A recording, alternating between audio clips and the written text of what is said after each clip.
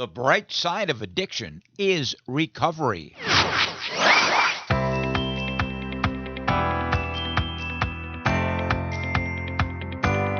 Welcome to Recovery Coast to Coast. In this edition, we are going to spotlight a doctor who's made a difference, educating young new doctors about alcoholism, how to treat it, and the role of Alcoholics Anonymous. Dr. Nicholas Pace has been a leader and a legend in the field of alcoholism and drug addiction. He's a top-selling author, associate professor of medicine at New York University School of Medicine, and a former chairman of the New York State Governor's Advisory Committee on Alcoholism. Dr. Nick Pace developed the unique and innovative Physicians' Alcoholism and Addiction Training Program over 20 years ago. One of the hallmarks of that program is the pairing of first-year resident doctors with AA buddies.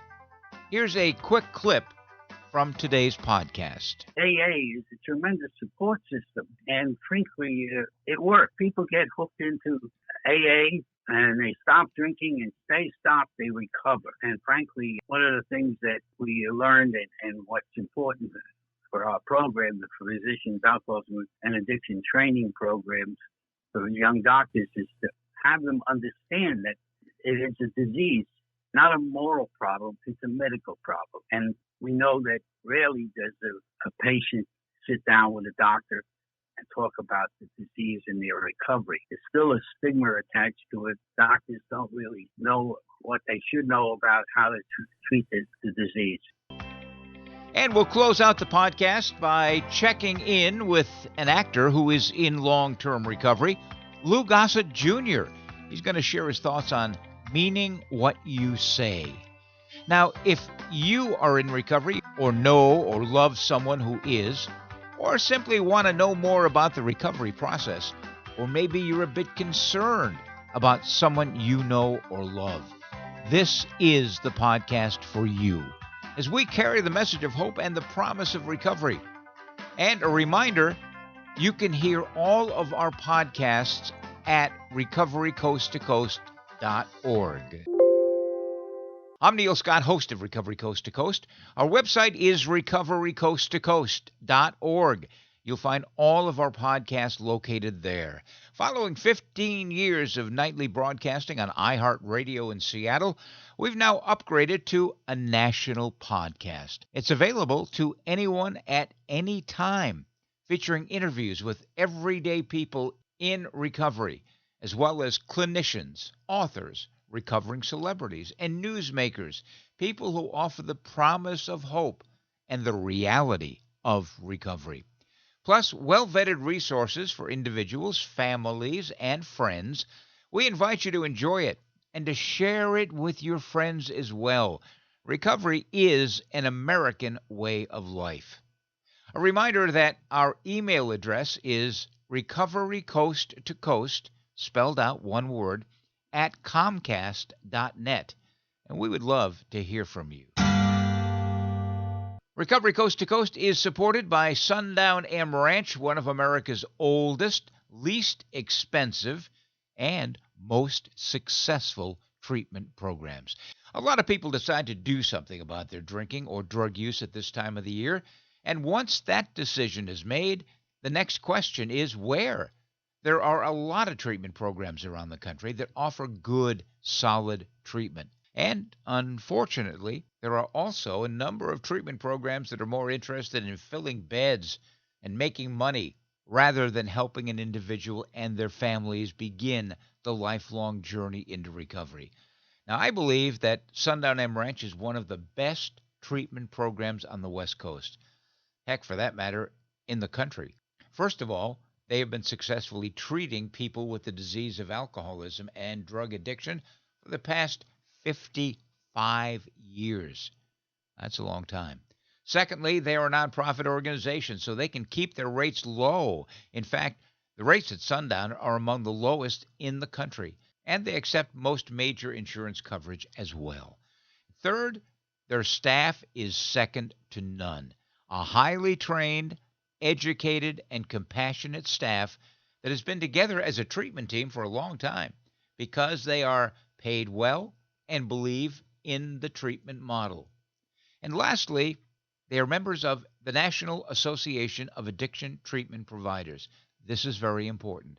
They represent the best of the best, and they have an ethical standard that is essential for membership and essential if you are seeking treatment for addictive disease. If you're struggling with addiction or know someone who's in trouble with alcohol or any other drug, do your research, but definitely check out Sundown. I have personally known individuals who should have been dead from this disease a long time ago, but they're now living healthy, happy, productive lives in long-term recovery, thanks to Sundown. Check out their webpage, sundown.org. They are located just outside of Yakima, Washington, not far from Seattle. Sundown M Ranch, where long-term recovery begins. Care for some coffee? Well, coffee is certainly my beverage of choice. Please join me as I share my conversation about amping up education for physicians about alcoholism and other drug addictions. My guest has been a friend for over 40 years, and he is indeed a leader and a legend in the field of addiction treatment. Dr. Nick Pace. He joins me by phone from outside of New York City. Okay, on this edition of Recovery Coast to Coast, America's Voice for Recovery, we visit with a leader and a legend in the field of addiction treatment and recovery. He is a doctor who makes a difference. Dr. Nick Pace is certainly one of those doctors who makes a difference. Associate Professor of Medicine at New York University School of Medicine and a former chairman of the New York State Governor's Advisory Committee on Alcoholism. For many years, he was medical director at General Motors in New York City.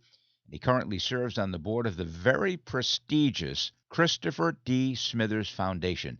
Now, if you're unfamiliar with that foundation, it's the only foundation that deals exclusively with alcoholism. And Dr. Pace is also the recipient of the prestigious Lifetime Achievement Award from the Caron Treatment Centers.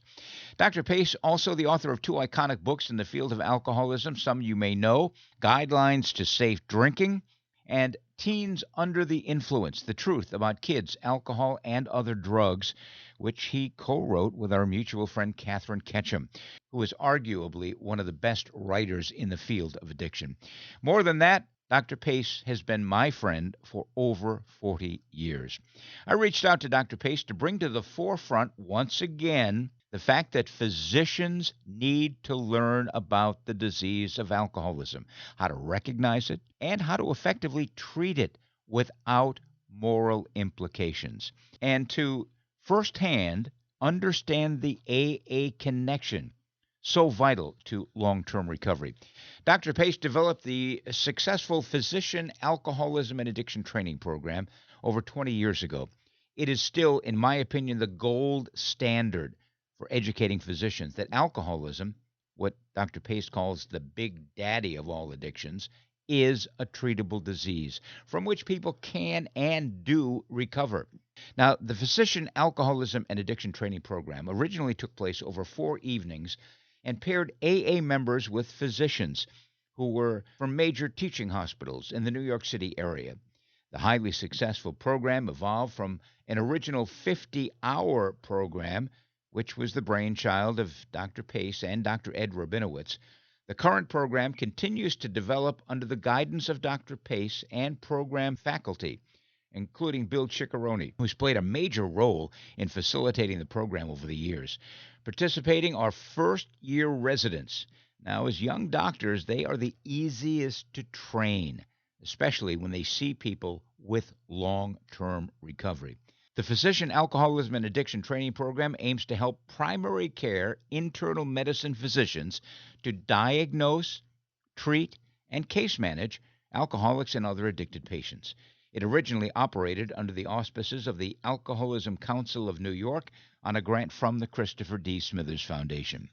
Dr. Pace, a long time ago, contacted AA's General Service Office, I think it was back in 2001, to ask for help lining up recovering alcoholics. Well, he was put in touch with a couple of AA members who assumed the job of finding other AA members willing to act as buddies to the physicians. The AA members would tell their recovery stories to the doctors, take them to an open AA meeting, and answer whatever questions they had about Alcoholics Anonymous.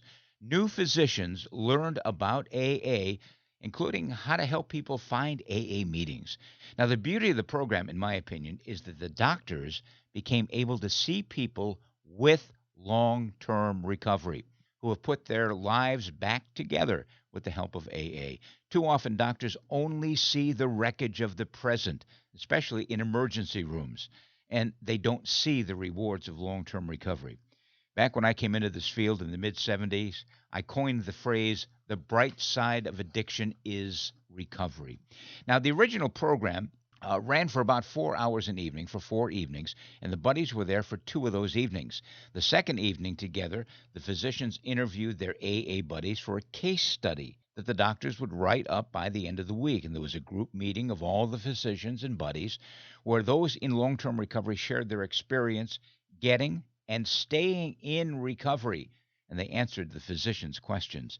The program began as part of a training program for residents at a number of teaching hospitals in New York City, including Lenox Hill Hospital, New York University, and New York Presbyterian Hospital, Columbia Cornell. Now, as a result, the physicians became better prepared for the patient that they see who may be harmfully using alcohol or any other drug.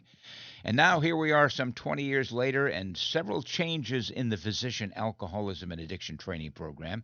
So I reached out to my old friend Dr. Pace to talk about it, to talk about what it was like, what happened, and what it's like now. Welcome back to Recovery Coast to Coast, Dr. Pace. Good to hear from you again. Good to hear from you too. Let's begin by talking about the inception of the program way back when and the challenges in getting it off the ground. I came into the field sort of by accident and went to the University of Maryland School of Medicine. Following, I had a rotating internship at St. Joseph's Hospital in Philadelphia and a residency at NYU Bellevue and the Manhattan VA Hospital. And when I finished my residency, my internship and my residency, I took a fellowship in rheumatology. I covered for the previous medical director of the New York Executive Office at General Motors Corporation, Dr. Foote. I was visited by a young man who was promoting this new idea that if you use the job to motivate people into treatment who had the disease of alcoholism, you would be able to resurrect a lot of these people who normally would lose their job and would ultimately lose their life. In any event, I was visited by this young man, Berkeley Waterson, social worker from the Alcoholism Recovery Institute, and which, by the way, was supported by Mr. Brinkley Smithers. Berkeley Waterson introduced me to Luther Cloud, who was the medical director for Equitable Life Insurance Company, and they had a program for people to go to recovery, using the job to motivate them into treatment. We started a program at the New York Executive Offices. I became chairman of the Labor Management Committee of the Alcoholism Recovery Institute. We got to know Brinkley Smithers. Basically, when you go for training, the way they handle the disease process, if a person has hypertension, you explore the reasons for hypertension and you look for medication and treatment program. We came across the fact that there's a real moral stigma attached to the disease of alcoholism. It still exists today. And we started a program where the chairman of the board at General Motors, who was a supporter of our program, was impressed that we were able to take even executives to help the problem of alcoholism and use the job to motivate them into treatment. And so we started a program at the New York Executive Offices. It allowed me also to get involved in the field of alcoholism. One of the things that I realized is that AA is a tremendous support system, and frankly, it works. People get hooked into AA, and they stop drinking, and stay stopped, they recover. And frankly, one of the things that we learned and what's important for our program, the Physicians Alcoholism and Addiction Training Programs for young doctors, is to have them understand that it is a disease, not a moral problem, it's a medical problem. And we know that rarely does a patient sit down with a doctor and talk about the disease and their recovery. There's still a stigma attached to it. Doctors don't really know what they should know about how to treat the disease. Our program really training young doctors in their residency program, teach them that it is a medical problem, should be treated medically, and if you reach the patient on a medical level, they recover. What kind of resistance did you run up against early on? Oh, tremendous resistance. It's still present. We did a thing with medical students from New York Hospital. These are medical students. They were their third-year residents while they were rotating through their public health issue. We found that we would take them on a ride to visit an area. I would go back to New York Hospital and then discuss what they saw, what the students saw. And the students were very enthusiastic that these people can recover. Going to an A meeting, they saw people in rehab, they saw people in recovery. Then they had their own professor meet with them after the course. The last year I did the course, and that professor, he said, well, Pace thinks everybody's an alcoholic, and poo-pooed the whole program. By the way, they filmed it, and him saying that Pace thinks that everybody's an alcoholic. The prejudice is still there. And again, it's because there's a moral stigma attached to it. The key here with our program is having people in recovery talk about their recovery. And Frank, AA works. You don't have to die from this disease, but you have to stay away from the poison. In any event, one of the things that we do with this program is to teach the young residents the pathophysiology, the genetics, and basically about Charlie Lieber's work, who's I think should have gotten the Nobel Prize for discovering the microsomal system, the way the liver handles alcohol when they develop the problem. There's a change in the way the liver metabolizes alcohol. There's a short circuit. And frankly, the reason why people, when they develop the disease of alcoholism, can't go back to social drinking is because of the discovery of the microsomal system that occurs. And you can tell when somebody has that microsomal system kicked in, because these are the people that have a huge amount of tolerance, increased tolerance to the drug, alcohol. Like the young man I talk about who was 17 years old and was able to drink a case of beer at a function and survive. When you know that somebody has that increased tolerance to alcohol, you know that he's got change in the way the liver is metabolizing alcohol. Once that change occurs, you can't go back to the normal manner to metabolize alcohol. So by showing that there is a real medical problem developing here, a real medical problem, and this change in the way the liver metabolizes alcohol causes all these other problems, like a chain reaction, the problems with the blood, the problems with the liver, medical problems, the problem with the GI tract, and the numerous other problems that occur and cause an increased mortality rate. But talking about the medical side, that's one of the things that I don't see really happening. Dr. Charlie Lieber should have gotten a Nobel Prize for discovering this change in the way metabolization of alcohol occurs, that it causes the microsomal system, allows that liver to metabolize huge amounts of alcohol, but it increases the amount of acetaldehyde with this change, and acetaldehyde is poison to the body. The key here is to train the young doctors to understand it's a medical problem and get involved with it. Get involved and try to relieve the stigma. These people are full of guilt and shame. They keep it secret. I got the mail today, and somebody sent me a letter, mother of a patient. Just picked it up. This is interesting because basically the letter was mailed to me from their home in Florida. But she talks about her daughter and the fact that the then husband had trouble understanding alcoholism. She said, I want you to know that our meeting with you was a huge turning point in our daughter Kara's life. We had such a conservative, wonderful life, and I had no idea that Kara was so distraught. She was unhappy with her home. Kara's father was at loss to understand.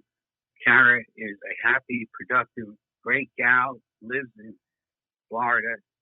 Her father and I are happy that I had an MD next to my name. Her father is a wonderful father to her, both of her children, which are 51, and Karen in November will be 52. It's been a long road, but she celebrated her 8th anniversary on 7/16. I took my present husband and Kara and her friend out to dinner. And she told me she felt so bad about herself. You know, she would often find other people who were worse than she was to feel better. And she said, "You were so wise allowing our lives to come together. You were the stimulator that got us to Hazleton in Minnesota. You changed our lives, and forever grateful.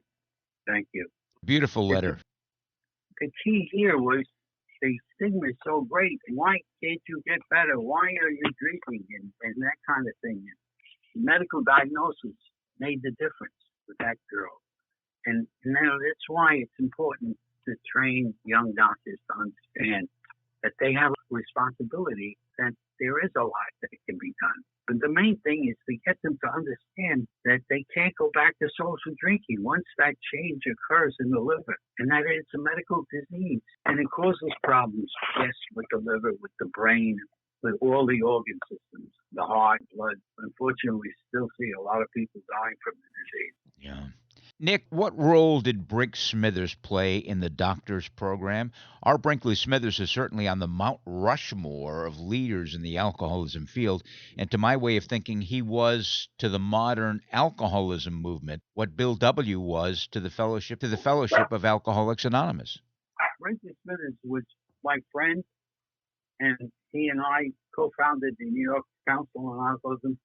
He was a great humanitarian. He was truly an innovator and, frank, a special man. He had a great influence on me. We were friends. I will tell you that, for example, he asked me to introduce him to the chairman of the board of General Motors. I did. I was there at this meeting, and Brink Smithers said General Motors was the largest corporation in the country at that time. And he said, I would like you to be keynote speaker. I'm going to host a lunch with the Fortune 500. It costs $6,000. That's impossible to understand, but you could buy a car for $2,000. We had a luncheon at the Plaza, and Brink Smithers put the money up for that luncheon. And at that luncheon, we didn't ask for money.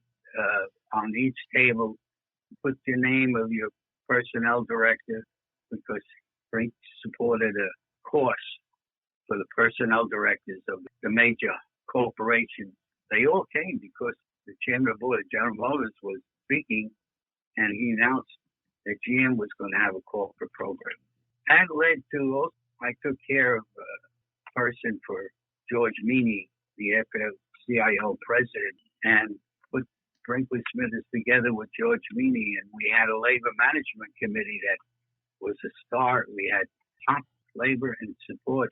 And of course, the whole labor management movement in the field in alcoholism really came from Brink Smithers supporting that. But he was really a wonderful man. He was truly a great humanitarian. Good man. He never seeked the limelight for his work. I was really impressed. He said, you want to have a good long life, you got to have young friends. Always have young friends. You know, he was a special man. He put his money where his mouth. And he put his money where his heart was. Right. Tell me about Bill Ciccarone and his involvement in the physicians program. Bill Ciccarone, believe me, even when we did this program to keep it alive, we did it on Zoom. He's keeping it alive now. He's the original social worker we had who was in recovery. Bill has been doing this program with me since, I guess, 2008. We've been doing this program since 2001. He's responsible for keeping this thing alive. He's computer literate and really he's a good man, and frankly, there's no question about it. He's kept the program alive. When the program started off, it was 50 hours, and now I believe it's down to 4 hours. It doesn't make any sense to me. I guess it makes sense to the medical establishment. I don't know. But the success of this program, damn it, is proven. Yeah, and frankly, my feeling is that this problem of alcoholism, addiction, and alcohol is still the biggest addiction problem we have. We have a society that promotes the heavy use of alcohol. And when people get sick from it, society looks the other way and they still condemn you. There's nothing wrong with drinking, provided it doesn't hurt you. But to have people have 4 or 5 drinks in a row frequently causes problems. And, it just doesn't say those problems don't go away unless you get treatment for it. The fact is, I envision that this program or something like it would be present every medical center that does teaching for young doctors. If you expose the physicians to the pathophysiology and it's taught in a certain way, it's not their fault. We live in a society that promotes the heavy use of alcohol. When people get sick from it, it's not their fault that they get sick. What's the fault is the medical profession for not recognizing it and not knowing how to deal with it. And so when we train people in residency, we train them to, the patient develops hypertension, to find out the etiology of the hypertension and give medication to protect the patient from the ravages of hypertension on the body. And this is the way addiction, alcohol should be treated also. And there's some people who say, we're trying to train the doctors to understand that alcoholism causes depression. Yes, it causes depression. So there's a lot of other things that cause depression.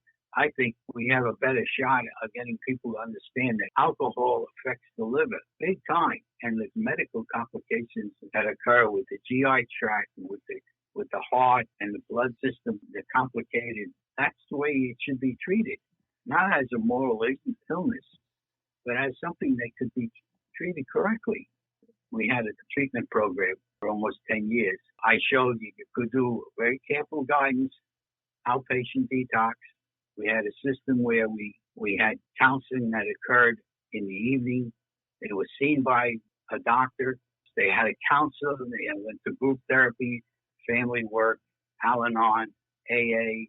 Our program worked at nighttime, so we offered people could go to work. Work is therapy. One of the things we learned that it takes about 17 years for this drug to show up, alcohol's effect, big time on the job. The job is the most important thing in a person's life. And if you say, like General Motors had the position there, if you had a problem with alcohol, take care of it. Your job will be waiting for you. Put a program in each of our plants. In the first 10 years of the program, we put 100,000 GM employees to rehab. The fact is, job is a tremendous lever to get people to understand it. Before they get into trouble on the job, they're in trouble at home. They're in trouble with their health. We have certainly come a long way in terms of the stigma, but we've got a long way to go. I remember back around 1980 when I was working for the national office of NCA, the National Council on Alcoholism, working with Marty Mann. I asked her what were the 3 biggest challenges facing the field. And this was, again, back in 1980, and I believe today it is the same. And she said to me without batting an eye, she said, number 1, fighting stigma. Number 2, fighting stigma. And number 3, fighting stigma. And that's still where we are today. And what's interesting is when you realize that doctors never sit down and talk to people in recovery. Yeah. We would average about 8 doctors session in our program. And if you have 8 of them get a buddy, we have 8 people presenting their buddy's case, how they did it, what they were. And what's happened, each doctor has a chance to see each of these buddies. We have a round table discussion after the AA meeting, and we go around the room. They hear the stories, and then they have to present their buddy's case to me and Dr. Schwartz, our psychiatrist, who's part of the program. So they're learning. They've seen 8 people, 8 buddies who are in recovery. So they're learning. Primary care got a way to go. But this should be a program utilizing the AA buddies. This is what should be part of every primary care residency program. Well, it's a tremendous program, and we've talked about what it was like, what happened, and what it's like now. But let me ask you this in closing, Dr. Pace. What is your vision, and where would you like to see this program go from here? Are there new doctors coming up that can take over the role of Dr. Nick Pace and Dr. Ed Rabinowitz and Bill Ciccarone and others to move this forward? We have, the American Society of Addiction Medicine now. And which Brink was involved with the founding of. Right. And we presented to Mercer what we were doing. They want to cut the program down to 4 hours. Well, the most important thing would be how to take a history, and the physician has to come at it in a non-punitive, non-moralistic manner and treat the patient with respect. And we talk about that. And when you're taking your history, have them stick their tongue out, show them in the mirror if they have a tongue tremor. That's not normal. And that's the effect of the poorly metabolized alcohol on your nervous system. If they got a big liver, I'm going to have the patient feel it. So there's no question in the patient's mind that the liver is big and they shouldn't be drinking, because if they want to survive this disease, they have to give up drinking. We go through the physical. I make them feel the liver. I'm going to show them. I have them look in the mirrors when they stick their tongue out. If I had anything to say about it, it should be that every training hospital should have people who are interested in this disease teaching the residents, first-year residents, when they're learning how to be doctors, when they're learning how to feel for a liver, teaching them that, yes, this is a disease and it can be helped and you don't have to die from it. We're going to try to give them a 4-hour program. I'm going to try to put some of the material that they can read up on. But the most important thing in the program is showing people that you can recover from this disease. You don't have to die from it. Well, I certainly salute you, Dr. Pace, for your lifelong commitment to the recovery movement of bringing together physicians who are on the front line of medicine and people in recovery, being well, staying well in long-term recovery. And again, as I have been saying for decades now, the bright side of alcoholism is recovery. Pass it on. Thank you, Dr. Pace. Thank you.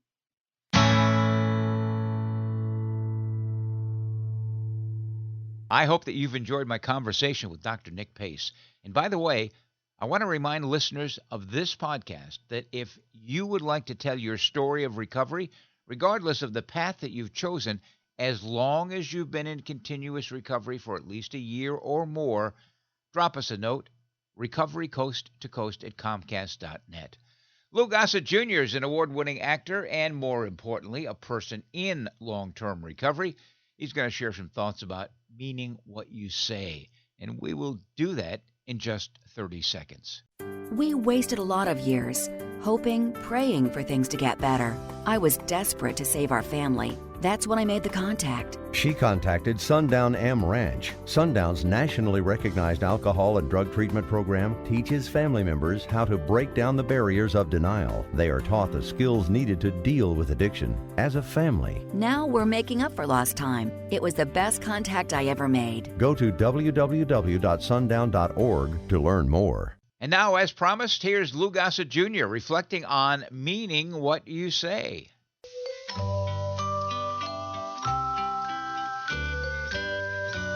It's been a while, but the images are still etched sharply in our minds.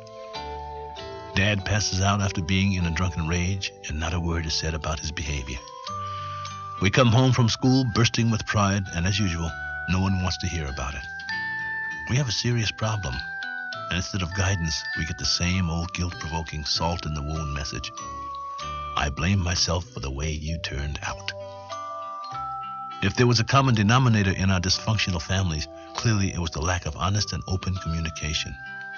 What exchanges there were tended to be manipulative, confusing, and hostile. Those were the influences that shaped our ability to communicate. No wonder there was such disharmony and tension in so many of our relationships. Learning to be better communicators is a continuing challenge, but we're making progress. We're putting aside the negative influences of the past and learning from scratch. We're communicating in ways that clear the air instead of causing pain. We're being as honest and straightforward as we can. We're trying to bring the spirit of love and caring into what we say and how we say it. Thought for today? Do I say what I mean and mean what I say? That wraps up this edition of the National Podcast Recovery Coast to Coast. If you've enjoyed the podcast, please share it with others via social media or simply by telling someone about it. You can find all of our podcasts at recoverycoasttocoast.org. If you'd like to get in touch with us, I'd love to hear from you. Our email is recoverycoasttocoast@comcast.net. And please hit the subscribe or follow button. It's free, and you'll be notified the next time we publish a podcast. Remember, if you know someone who's experiencing problems with alcohol or any other drug, here's a 24-hour national helpline that offers free information and confidential treatment referrals. They even have Spanish-speaking individuals available as well. The number is 1-800-622-HELP. And join us next time for America's Voice for Recovery, Recovery Coast to Coast, the national podcast. And another shout out to our sponsoring organization, the good folks up at Sundown M Ranch. Yeah, it's where recovery begins. Sundown.org. I'm Neil Scott, reminding you to stay healthy, live in gratitude, and be kind to others. Remember, the bright side of addiction is recovery. Pass it on.